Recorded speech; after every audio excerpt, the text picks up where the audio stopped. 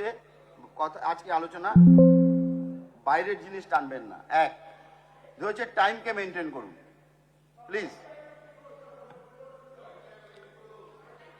এবার অনুরোধ করছি মাননীয় শ্রী কুণাল ঘোষ, আপনার 20 মিনিট।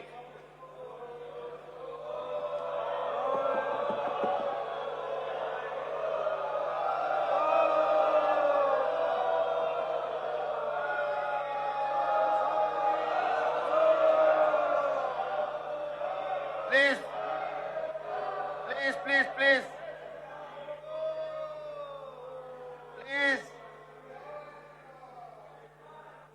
আমাকে গুরুত্ব দেওয়ার জন্য আপনাদের সকলকে আন্তরিক ধন্যবাদ।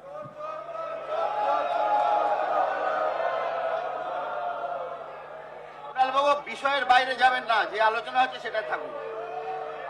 আপনি স্যার ওদিকটা দেখুন। মাননীয় স্পিকার স্যার,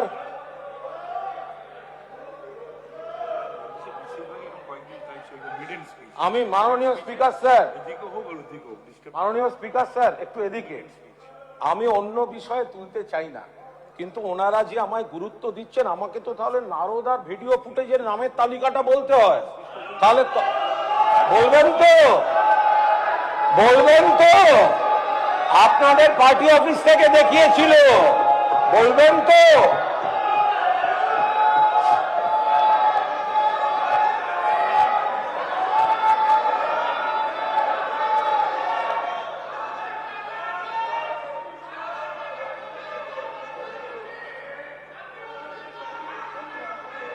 বেশ করেছি, বসুন।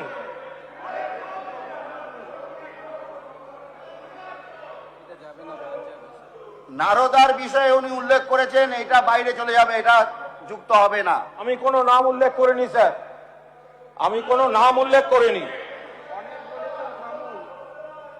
তবে আমি সত্যি, আপনি তো প্রথম বক্তব্য সভা, আমি প্রথমবারের মতো এখানে বিধানসভায় বক্তৃতা রাখতে উঠেছি, প্রথমবার বিধায়ক হয়ে এসেছি। আমি স্পিকার সাহেবকে ধন্যবাদ জানাচ্ছি। আমি মাননীয় মুখ্যমন্ত্রী এবং পরিষদীয় মন্ত্রী তাদেরও ধন্যবাদ জানাচ্ছি এই বলার সুযোগ দেওয়ার জন্য। এবং আমি খুবই অভিভূত যে নামের একটা ব্র্যান্ড ভ্যালু আছে। বন্ধুরা ভালো বলবেন, শত্রুরা খারাপ করবেন, বাট ইউ কান্ট ইগনোর, নামটা মনে রাখবেন, কুণাল কুমার ঘোষ।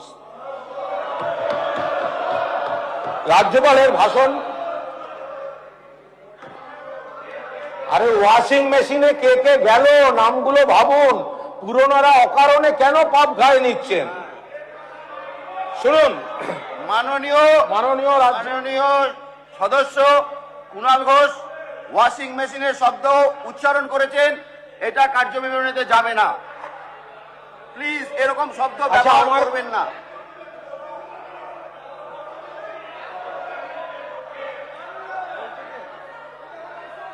শোভন না, বসেন বসেন বসেন বসেন বসেন বসেন বসেন বসেন বসেন।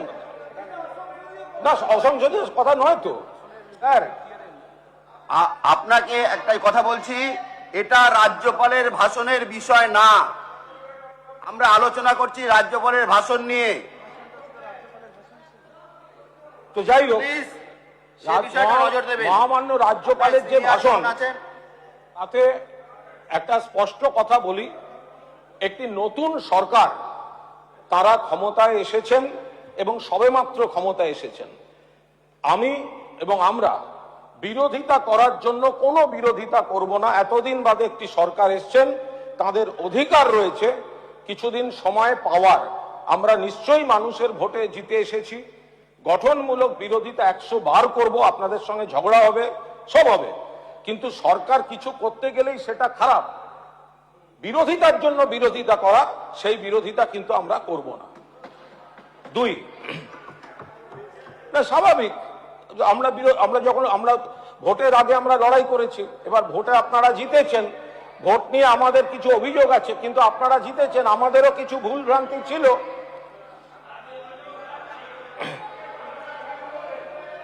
স্যার আমায় যদি ডিস্টার্ব করেন, এরপর যাদের আমি বলতে দেবো না, আমায় থামাবেন না কিন্তু। গলার জোর একার নেই, গলার জোর একার নেই। আরে এরা স্যার আমায় ভয় পায়, এরা আমাকে ভয় পায়, তাই বলতে দিচ্ছে না। এরা ভয় পায়, এরা ভয় পায়।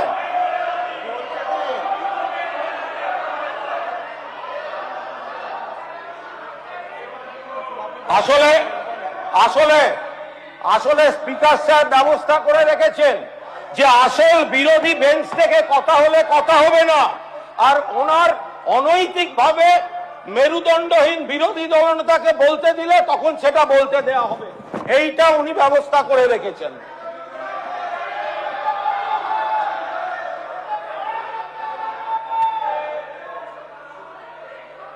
দেখুন স্যার, এই যে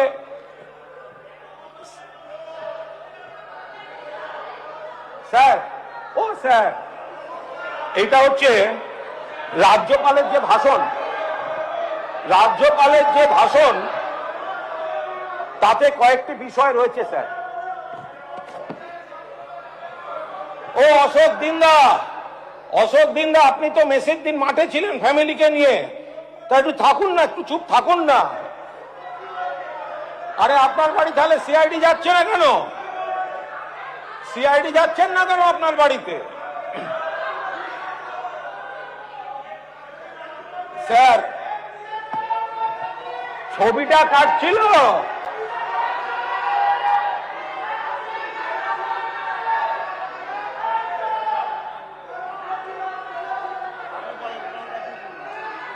স্যার প্লিজ, আপনারা কি বলতে দেবেন না বলতে দেবেন না? প্লিজ আপনি বলুন,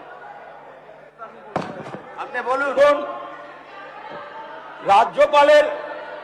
রাজ্যপালের ভাষণে স্যার এখানে লেখা আছে মহিলা নিগ্রহের জিরো টলারেন্স। স্যার, তো বালুরঘাটে যে ধর্ষণের মামলা ঋতব্রত, স্যার মহিলার ভিডিও রয়েছে স্যার। আরে দাঁড়াও না, দাঁড়াও না স্যার। এখন এই হাউসে যে প্রায় 270 জন বিজেপির বিধায়ক রয়েছেন, প্রায় 270 জন, তার পাশে যা দেখতে পাচ্ছি যে বিধায়ক রয়েছেন বিজেপি বা বিজেপি স্পন্সর্ড বিধায়ক রয়েছেন। আরে দাদা, আমাদের শুনতে হয়েছে, আমরা মাত্র 5 জন। আরে পাণ্ডবরাও 5 ছিল, কৌরব কুল কিন্তু 100 থেকেও বাঁচেনি।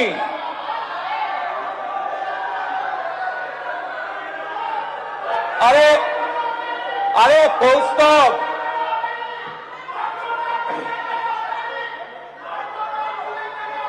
এই কৌস্তব,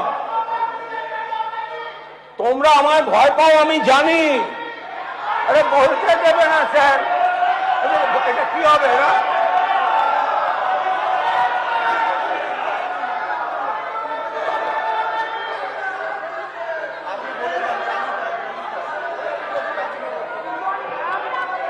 আমি তো বাজেট নেই, রাজ্যপাল নিয়ে বলবো। রাজ্যপালের বাজেট, রাজ্যপালের ভাষণ, তাতে স্যার কয়েকটা যা বিষয় রয়েছে সেই বিষয়গুলি স্যার আমরা খানিকটা তো দিয়েছি সংশোধনী, আবার কয়েকটা জায়গায় স্যার বলার আছে। এই যে 24 নম্বর প্যারা, যে এখান থেকে বহু লোক অন্য রাজ্যে চলে যাচ্ছে, বহু বছর ধরেই যাচ্ছে, আবার অন্য অনেক রাজ্যের লোক যে বাংলায় এসে এত কাজ করছে, জীবন জীবিকা, তো সেগুলো তো রাজ্যপাল স্যার স্বীকার করছেন না। এটা কি করে হবে স্যার? তো এগুলো তো বলতে হবে যে অন্য রাজ্যের এত লোক এখানে আসছেন।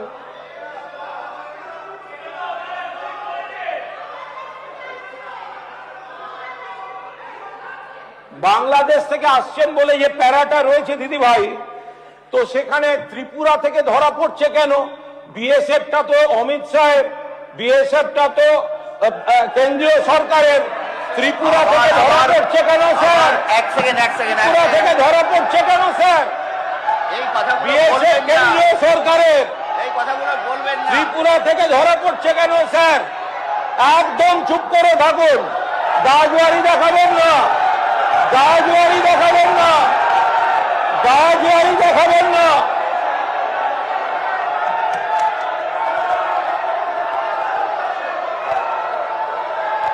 ত্রিপুরায় কাদের ছিল স্যার?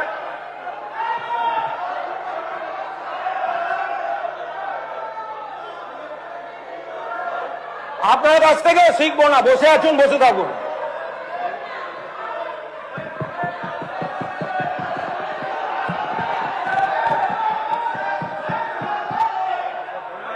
হ্যাঁ মাইক দেবে তো। মাননীয় অধ্যক্ষ মহোদয়, আমার একটা বিষয় আছে। কুণাল বাবু এক মিনিট, কুণাল বাবু এক মিনিট। আমার আপনার কাছে একটু এক মিনিট। প্রথমত বিধানসভার যে প্রথাগত বিধানসভার প্রথাগত প্রক্রিয়ায় আমরা দেখেছি আজকে বিধানসভায় বেশিরভাগ বক্তা তাদের প্রথম মেইডেন স্পিচ রাখছে। ফলে আমার সবার কাছে এটা অনুরোধ, রাজ্যপালের ভাষণের মধ্যে থেকে তারা বক্তব্য রাখুন এবং মেইডেন স্পিচের মধ্যে আমরা চাই পারস্পরিক যে সৌজন্যতা সেটা বজায় রেখে আমরা বলি। আমি অনুরোধ করব সবার কাছে যে মেইডেন স্পিচে ঠিক দুপক্ষই, শাসক বিরোধী দুপক্ষই তার সৌজন্যতা বজায় রেখে কথা বলুক। 5 বছর বিধানসভা চলবে, অনেকবার বক্তব্য রাখবার সুযোগ আমরা পাবো। আমি কুণাল বাবু সহ আমাদের প্রত্যেকের কাছে অনুরোধ করব, এটা প্রথম যারা স্পিচ রাখছেন তাদের কাছে অনুরোধ রাখবো যে রাজ্যপালের বক্তব্যের মধ্যে থাকুন। ব্যক্তিগত বিষয় টেনে নিয়ে আসা উচিত নয় বলেই মনে করি এবং মেইডেন স্পিচে বাধা না দেওয়া হোক, বাধা না সেটাই দিতে। চাইবো। ধন্যবাদ। আমি তো আমার কথা বলছি, আপনার লোকেদের বলুন বাধা না দিতে। নিন। আচ্ছা, যে কথা বলা সেটা হচ্ছে রাজ্যপালের ভাষণে অনেকগুলি বিষয় আছে স্যার, কিন্তু বিষয় বলুন। অনেকগুলি বিষয় আছে, বিষয় টানবেন না। বিষয়টাই তো বলছি, বলুন। আপনি এখানে বিষয়টাই তো বলছি, আপনি তো বাস থেকে বাধা দিচ্ছেন। করুন। যে তার মধ্যে একটা বিষয় স্যার রাখা খুবই জরুরি ছিল, সেটা যে অন্য রাজ্যগুলোর সঙ্গে উন্নয়নের নিরিখে মাননীয় কেন্দ্রীয় সরকার যে রিপোর্টগুলো দিয়েছেন তাতে বহু ক্ষেত্রে নিশ্চয়ই আমাদের আগের সরকারের ভুল ত্রুটি কিছু নিশ্চয়ই ছিল, বাট যেগুলো ক্ষেত্রে ভালো কাজ হয়েছে সারা দেশের মধ্যে ইতিবাচকভাবে প্রথম দ্বিতীয় সেগুলো পশ্চিমবঙ্গ সরকার পেয়েছে, সেই উল্লেখগুলো থাকলে ভালো হতো। যে কেন্দ্রীয় সরকারের কত টাকা বকেয়া, কেন্দ্রীয় সরকারের বিভিন্ন স্কিম থেকে কত টাকা বকেয়া, সেইগুলো তো রাজ্যপালের ভাষণে থাকা উচিত ছিল। করবেন না বক্তব্যে। আর একটা হচ্ছে যে সেগুলো তো রাজ্যে যদি না থাকে, আর আমরা অন্য রাজ্যে যে যে বিপদগুলো মহামান্য রাজ্যপাল সত্যিই বলেছেন, দেখুন আপনাদের রাজ্যপাল, আমাদের রাজ্যপাল যদি ভালো যেগুলো বলে থাকেন, আপনাদের সরকার যেগুলি ইমপ্লিমেন্ট যদি করেন, সে তো 100% ভালো কথা, সবার লাভ হবে। আমাদের বক্তব্য হচ্ছে যে ধরুন বিজেপির সরকার পশ্চিমবঙ্গেই হয়েছে, এটা তো নয়, অন্য রাজ্যেও আছে। ফলে উন্নাও, হাতরাস, প্রয়াগরাজ এগুলো তো আমরা দেখেছি। ফলে একটা রূপরেখা চাই যে অন্য রাজ্যের যে পাপগুলো সেগুলো আপনারা এখানে ঢুকতে দেবেন না। এই সরকার যে ঢুকতে দেবে না তার গ্যারান্টি আর তার রূপরেখাটা কোথায়? যে আমাদের সোনার মেয়েরা কুস্তিগির তারা দিল্লির রাস্তায় বসে আছে কারণ বিজেপির এমপি তাকে শ্লীলতাহানি করেছে, তাকে পুলিশ দিয়ে তাদের তুলে দেওয়া হচ্ছে। আপনি আবার অবান্তর কথা যাচ্ছেন। আপনি আবার অবান্তর কথা যাচ্ছেন। আমি তো আপনার এখানে কোনো প্রমাণিত হয়নি ধর্ষণ করেছে, আপনি এই কথা বলছেন কেন? অভিযোগের এরকম ভাবে বক্তব্য রাখবেন না, এইভাবে কথা বলবেন না স্যার। আপনি এইভাবে কথা বলবেন না, হয়েছে আপনি এইভাবে কথা বলতে পারেন না, ঢুকবে না। এইভাবে কথা স্যার, এটা কি হচ্ছে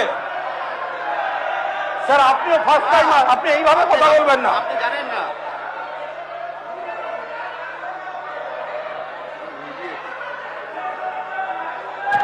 স্পিকার এইভাবে কথা বললে কি আমি রসগোল্লা খাবো না?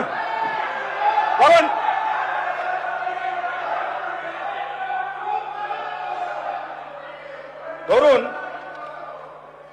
ধরুন স্যার,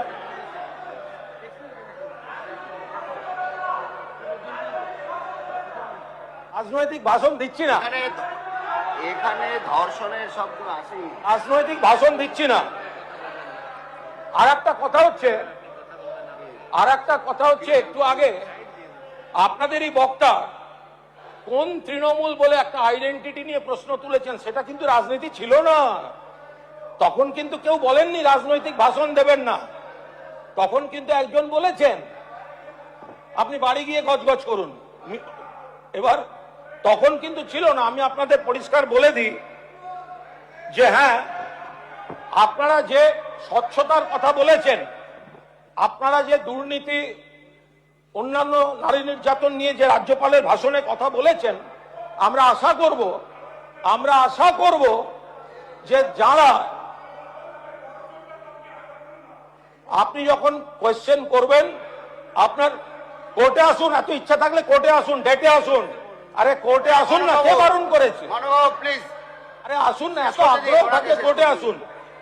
আমার বক্তব্য হচ্ছে স্যার, আপনারা যখন এতখানি সততা স্বচ্ছতার কথা বলেছেন, আমরা নানা অভিযোগ ফেস করেছি ইত্যাদি ইত্যাদি, তাহলে আপনার আশীর্বাদে যে শিবির তৈরি হয়েছে, সেখানে যদি কারুর বিরুদ্ধে এনআইএ গিয়ে থাকে, কৃষি জমি দখলের অভিযোগ থাকে, বেআইনি নির্মাণের অভিযোগ থাকে, মার্ডার কেস থাকে, ইডি গিয়ে থাকে, তাদের বিরুদ্ধেও তদন্তটা চলবে তো স্যার? আপনার রাজ্যপালের ভাষণ বলছেন নারী নির্যাতন রুখবেন, দুর্নীতি রুখবেন, আর আপনার অনৈতিকভাবে নিয়োগ করা যাদের সঙ্গে, স্যার এখনো হাতের আঙুলের কালি যায়নি। আমি খারাপ হতে পারি, আমরা হেরে যেতে পারি, কিন্তু আমি বেঈমান নই, আমরা বেঈমান নই। ফলে ফলে ফলে যা বলছি, বুকে চিৎকার করে বলছি, হাতের আঙুল থেকে এখনো কালি যায়নি। আর রাজ্যপাল তার ভাষণে অনেক ভালো কথা আছে, রাজ্যপালের ভাষণে অনেক ভালো কথা আছে। আমরা চাইব সেই ভালো কথাগুলো রাজ্য সরকার ভালোভাবে করুন। রাজ্যপালের ভাষণে যে ভালো কথাগুলো আছে, আমরা চাইব আপনারা সেটা পালন করুন এবং সরকার সেটা কার্যকর করুক। এবং সেই কার্যকর করলে মানুষ যখন উপকার পাবেন, তখন তো আমাদের বিরোধিতা করার কিছু থাকবে না। কিন্তু আমরা এটা তো বলতে পারি যে হকার উচ্ছেদ হচ্ছে, দয়া করে রাজ্যপালও যেরকম বলছেন এনক্রোচমেন্ট সরানো উচিত, আমরাও মানছি, লোকের অসুবিধা হয়। কিন্তু যদি সেখানে একটু বিনা নোটিশে বুলডোজার না পাঠিয়ে, যদিও মাননীয় মুখ্যমন্ত্রী সেদিনকে ভালোভাবে রেসপন্ড করলেন বিষয়টায়, একটু নোটিশ দিয়ে বা জনপ্রতিনিধিদের একটু ইনভলভ করে একটা বিকল্প ব্যবস্থা করিয়ে কিছু করা যায়, তো সেক্ষেত্রে এই জিনিসগুলো ভালো হতে পারে। এছাড়া ধরুন মানুষের, ধরে নিন যদি কেউ তুলে থাকে, শঙ্করবাবু ধরে নিন, আমি আবার বলছি, কারুর কোনো পাপ ডিফেন্ড করার জন্য এখানে দাঁড়িয়ে বক্তৃতা করছি না। যদি কেউ থাকে, আমি তো আপনাকে আবার বলছি, আপনি যেটা বললেন আপনাকেই আমি ফেরত দিচ্ছি, যে এখন আপনাদের খুশি করতে যারা স্পিকার সাহেবের নিযুক্ত লোকের কাছে যাচ্ছে, তাদের পাপগুলো আপনারা আবার ঢেকে দেবেন না তো? আপনি আমার প্রশ্ন করেছেন, আমি উত্তর দিচ্ছি, এটাকে অরাজনৈতিক বলবেন না তো। এখন আপনি কি বললেন? এখন সেই না না, আরে দাদা আপনিও জানেন, আমিও জানি। একটু আগে তো বললেন যে জল জমা নিয়ে পুরো নগর উন্নয়ন মন্ত্রীকে, তো পুরো নগর উন্নয়ন মন্ত্রী তিনি যদি তার সময় যদি কাজ না হয়ে থাকে, তা তিনিও বিধানসভায় আছেন, আপনারা তার কাছে জবাব চাইবেন, মিটে গেল। তখন আমি ছিলাম এবং আমরা সারাবার চেষ্টা করেছি। সজল, তোমার বাড়িতে যেদিন পুলিশ লাথি মেরে দরজা ভেঙেছিল, এই কুণাল ঘোষ প্রকাশ্যে প্রোটেস্ট করেছিল। আপনার 2 মিনিট, এটা যাবে না, কার্যবিবরণীতে যাবে না। এবার আমাদের পরিষ্কার বক্তব্য হচ্ছে যে আমি মাননীয় স্বাস্থ্যমন্ত্রী এখানে রয়েছেন, শারদদাস বাবু, মাননীয় স্বাস্থ্যমন্ত্রী, ওকে একটু বলুন, গপ্প করছে গো। তো এখন সেই জায়গায় দাঁড়িয়ে আমাদের কয়েকটি হসপিটাল, বিশেষ করে ওই হোমিওপ্যাথি আয়ুর্বেদ যেগুলি, ওগুলোর কিছু পরিকাঠামো খুব ভালোভাবে দরকার আছে। আপনার বাজেটও আমরা দেখেছি সেটা, তো সেগুলো একটু আলাদা করে আপনার কাছে গেলে যদি দেখে দেন, কিছু আধুনিকীকরণেরও বিষয় রয়েছে, সেগুলো একটু দেখে দেয়া। রাজ্যপালের ভাষণে সর্বজনীন বিকাশের কথা রয়েছে, কিন্তু সর্বজনীন বিকাশ, সব ধর্ম, সব বিশ্বাস, সব আচার, তাদের প্রতি সরকার সমানভাবে গুরুত্ব দিচ্ছেন সেরকম কোনো ইঙ্গিত এখনো পর্যন্ত কিন্তু আমরা পাচ্ছি না। ফলে রাজ্যপালের ভাষণে কুণালবাবু 1 মিনিট আছে, 1 মিনিট আছে। রেড রোডে নামাজ পড়ার জন্য ছুটির দিন 2 ঘন্টা লাগতো, আর যোগ করার জন্য 7 দিন ওয়ার্কিং ডেতে রেড রোডটা বন্ধ ছিল। সহযোগিতা করেছে। এটাও কার্য বিবরণীতে যাবে না। তবে নামাজ হবে না, এটা কোনো কথা স্যার? এটা বলছে নামাজ হবে না, এটা কোনো কথা?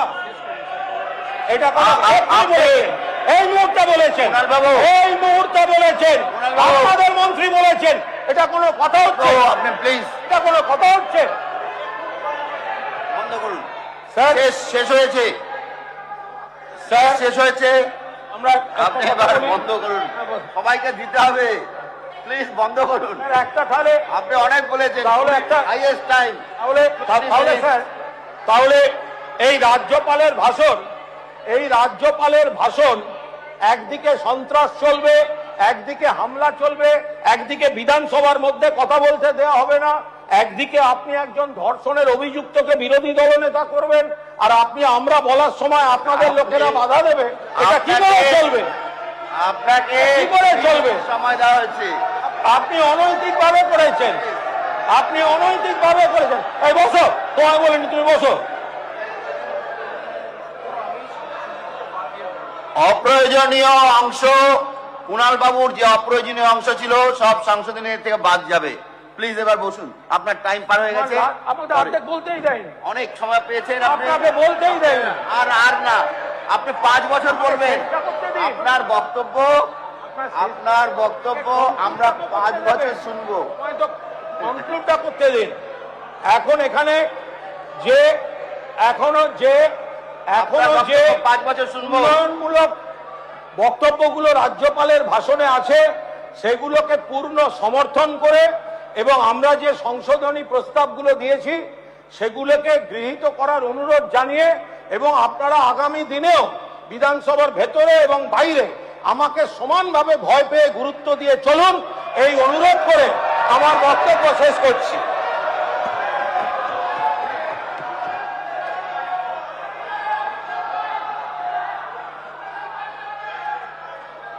মাননীয় শিখা চ্যাটার্জি।